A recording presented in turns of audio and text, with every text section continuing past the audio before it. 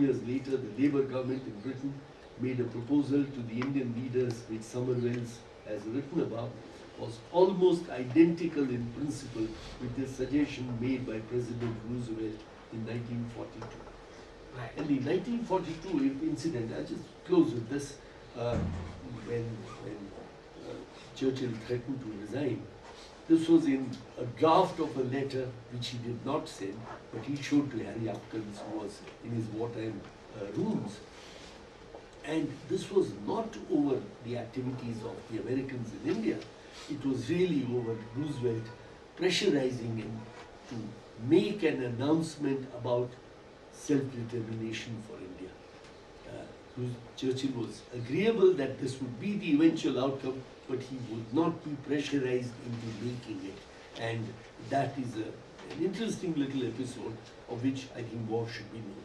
Thank you. Thank you. Yes. Thank you. Ambassador Jacob. Wonderful presentation, and I compliment you for the same. My little tangential, that you use the word crony for Panikam, crony of the Americans. There's a perception when he was India's first ambassador to the KMT China, independent India's first ambassador. Right.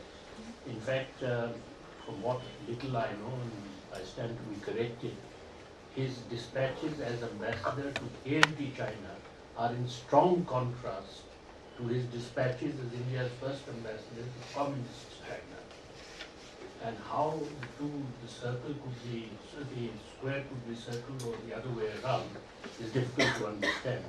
Because he is known in India as being particularly sympathetic to the viewpoint of Communist China. In fact, probably between him and Krishna Menon, they influenced Nehru to adopt a particular kind of attitude towards the communist regime.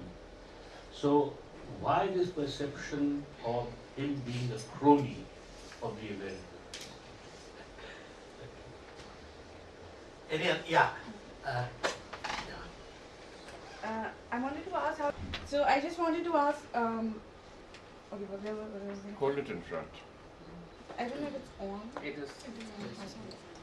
Okay, I wanted to know whether how do you see these interactions between India and China during the Second World War period as being very crucial to the evolution of transnational national obligations and alignments, and also in terms of digressing from looking at these time periods in terms of metropole and colony relationships, and more in terms of experiences of the colonies and the developments and challenges that these colonies per se faced in the post-war period in terms of South and South historical experiences. Big question. Okay, any other? In that period of history.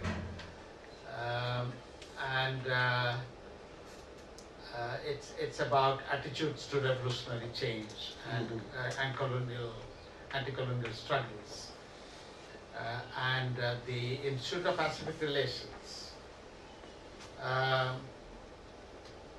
This is the New York based, or anyway. Yeah, at that time. Where Chen worked, where Latimore, Dalian Turner was also, Alice Turner were also associated with that. Now, on the one hand, they were for anti-colonial transformation. On the other hand, they were also split between supporting communist movement on the one hand and handling diplomacy, participating in making of foreign policy on the other. Therefore, is that dilemma reflected in your assessment of Chen Hansheng? Now, this is why the questions from Chutanpan and Madhavi make us feel that even if they had been given if he had become the foreign minister of China. I don't think it would have made a difference. Up to a certain time, you would have done certain things, but the larger foreign policy questions would have overtaken him also. So about attitude to communist movement, revolution that is, and broadly being an anti-colonial struggle activist, they were not the same. And sometimes they had to result in contradictions. I think Kem Panikar also shows contradictions because of this. I think Daniel Turner, Alice Turner, less probably, because they were sort of refugees from McCarthyism.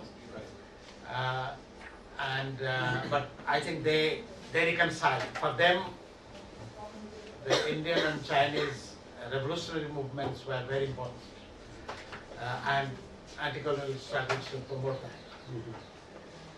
They resolved it a little more, but contradictions between these two streams of thought and roles that derive from that remain. And so some of the frustrations of Hansheng can be explained in these contradictions. How do you comment on that? That's a very interesting point. I see what you mean, and I have to think about that and bring that up more the contradiction between, yes, the revolutionary vision and the colonial and so on, versus policy of the Institute of Pacific Relations got more into that. Exactly. And actually there was a meeting, which I've never seen written up very well. There's one little bit in a Chinese article I saw once, but in Quebec in 1944, in Mont Blanc, or anyways, Quebec, that was at that level, you know. And there were a lot of sort of second tier foreign, you know, the British were not happy about that meeting, because the American side was pushing also about Southeast Asia, but it was mostly about, a lot of it was about India and the future of China and so forth. So the contradictions come out there, because you're right, within the actual activists were into international revolution. And I guess Chen Hansheng, in a sense, very definitely felt that. He says, and I don't know if it's documented in some other way, but he said it a number of times, that Zhou Enlai offered him a vice minister position. But he said he turned it down flat. And I think it had to do with the leaning to the Soviet side. He had been in Moscow in 27, and in fact in 25, the ambassador through which he joined the Comintern was Karakan, you know, and he knew Bakurin. Anyway, a number of the people who were shot by Moscow, by Stalin in 1937-38, he was well aware of, extremely aware of that. And he said he wanted to live a long life. And he says that also in that book. I mean, it's not just to me. So, so he had this vision that this is, no, you know, but he hoped to be at an advisory position, to not be totally left out of the picture.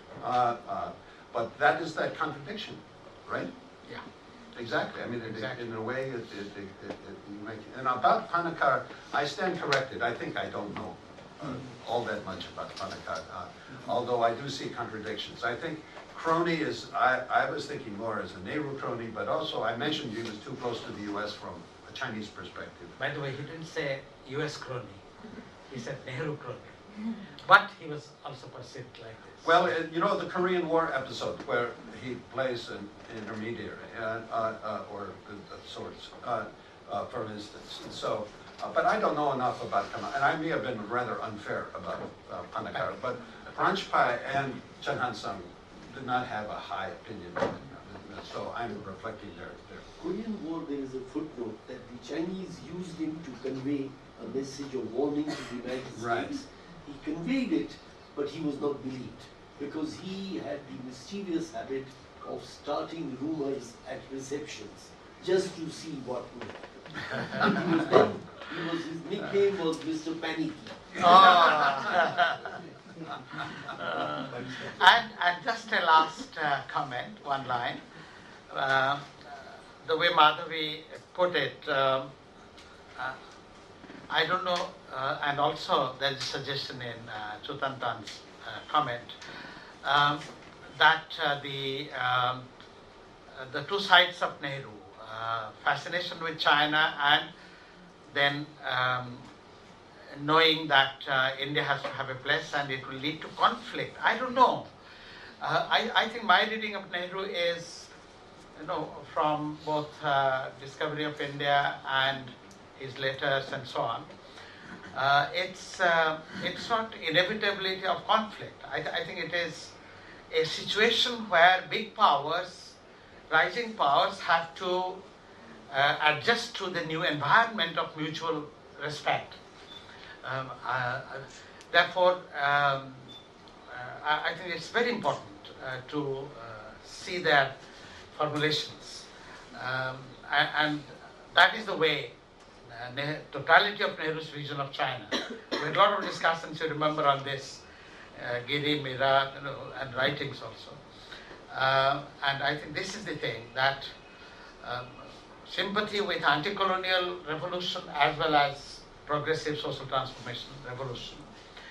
At the same time, when nationalism, nationalist India, nationalist China emerged, how do you visualize an Asia in which big countries coexist and with mutual respect? It's not the inevitability of national interest conflict. That was not the Nehru formulation. All right, it was a fascinating morning. Thank you very much, Steve and Kishan, for starting it off. Thank you very much. We have a 15-minute. No tea break. I'm so sorry. I just hand it over to Steve Mackinnon and for the next round of discussions. Thank you. Tea will be coming in here. So tea will be coming here. Okay. You want me to sit here? Just stay where we are.